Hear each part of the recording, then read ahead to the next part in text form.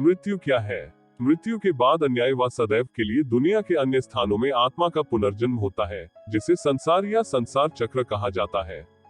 इस प्रक्रिया को संसार में जन्म मरण का चक्र भी कहा जाता है।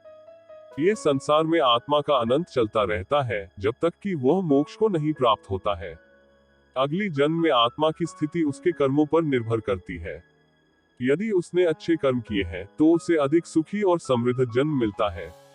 वहीं यदि उसने बुरे कर्म किए हैं, तो उसे दुख और आर्थिक कमजोरी के साथ भरा जन्म मिलता है। इसलिए हमें अपने कर्मों का ध्यान रखना चाहिए ताकि हम अगले जन्म में सुख और समृद्धि प्राप्त कर सके। मृत्यु एक संस्कृत शब्द है जिसका अर्थ होता है मरण या जीवन का अंत।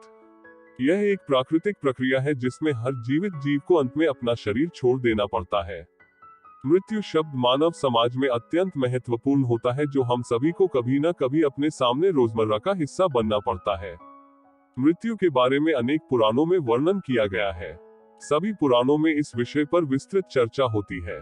हिंदू धर्म के मुख्य पुराण जैसे भागवत पुराण, विष्णु पुराण, शिव पुराण, मार्कंडेय पुराण, गरुड़ पुराण, स्कंद पुराण और ब्रह्म पुराण में मृत्यु और जन्म मृत्यु के चक्र के विषय में बताया गया है। इन पुराणों में उल्लिखित किया गया है कि मृत्यु शरीर के अलावा आत्मा को नहीं मार सकती है और आत्मा अनंत रूपी है जो मृत्यु के बाद भी अविनाशी है। इसके अलावा भगवद गीता में भी मृत्यु के विषय में चर्चा होती है।